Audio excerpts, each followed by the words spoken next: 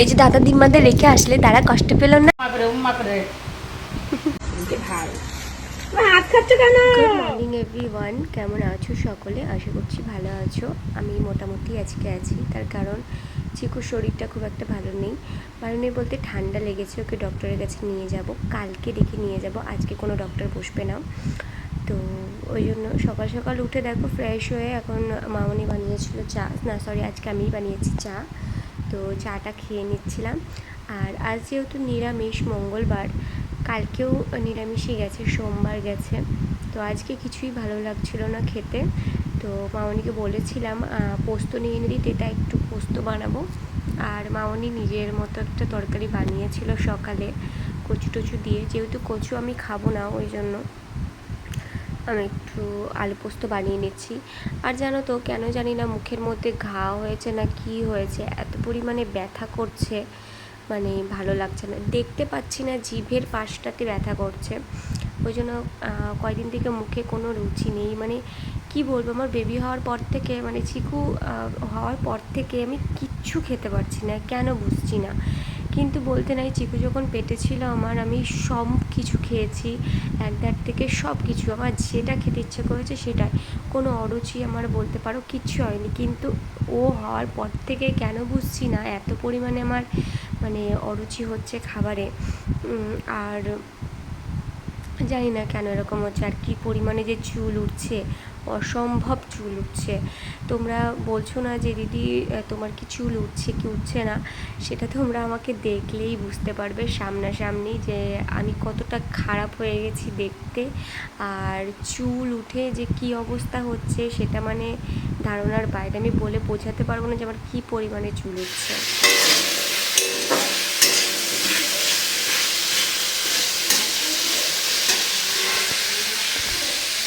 আজকে আমি রান্না করছি, মামুনি নিরামিষ করে নিয়েছে, আর এদিকে আমি আলু পোস্তটা করছি, আর ভাতও হয়ে গেছে।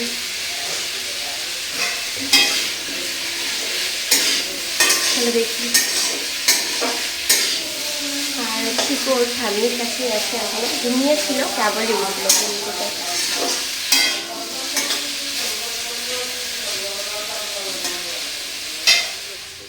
হ্যাঁ, ও যাবে না, তাও নিয়ে যাচ্ছে। চিনি চলে আসো, চলে আসো, চিনি চলে আসো।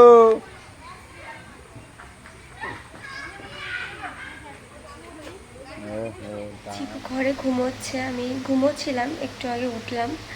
আজকে ওর শরীরটা এতটাই খারাপ করছিল, মানে সর্দিটা লেগেছে তো, যে কারণে ঘুমোতে চাইছে না। তো সকাল থেকে অনেক ট্রাই করছি ওকে ঘুম পাড়ানো, একটুও ঘুমোচ্ছিল না, নাকে ড্রপ দিলাম তাও ঘুমোয় না।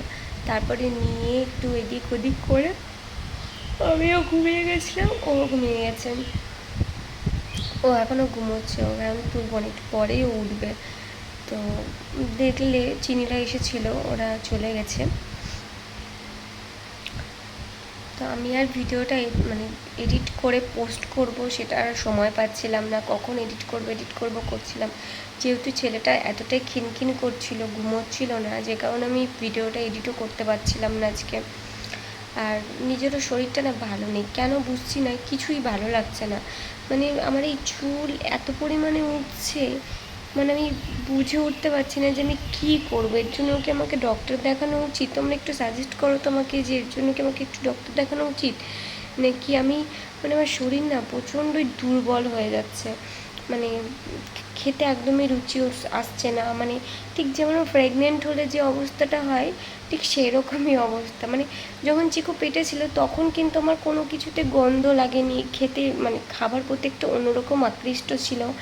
এখন যেমন আমার খেতে ইচ্ছা করে না, সব কিছুতে একটা গন্ধ গন্ধ লাগে, মানে কেমন একটা বিচ্ছির একটা ব্যাপার, আমার ভালো লাগছে না, কেন বুঝছি না শরীরটা কেন এরকম করছে, কেমন কেমন খুব খারাপ হয়ে যাচ্ছি। তোমরা বলছো তো দিদি তুমি প্রচণ্ড রোগা হয়ে গেছো, হ্যাঁ আমি রোগা প্রচণ্ড হয়ে গেছি, সত্যি খুব রোগা হয়ে গেছি, এরকম ছিলাম না।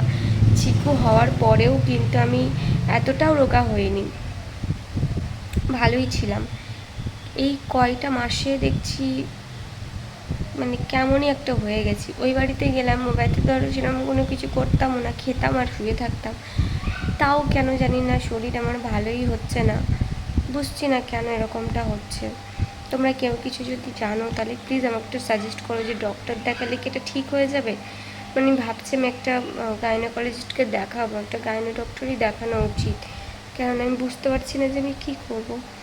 আমার এই চুল নিয়ে আমি পাগল হয়ে গেলাম, চুল উঠে যাচ্ছে, কিছুই ভালো লাগছে না, কিচ্ছু ভালো লাগছে না, না খেতে ইচ্ছা করছে না ঘুমোতে আমি তো তারপরে ঘুমোতেও পারি না, সারা রাত আমি জেগে থাকি।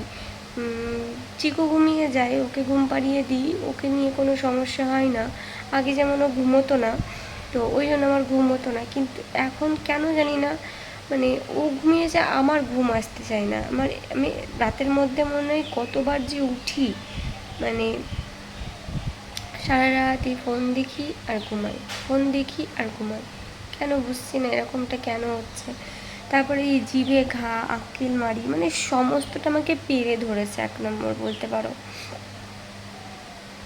এর কী সলিউশন? এই আক্কেল মারির দাঁত হতে হতে বড় হয়ে যাচ্ছে, নিয়ে এত ব্যথা। হ্যাঁ, জিভের এই পুরো সাইডটা ব্যথা।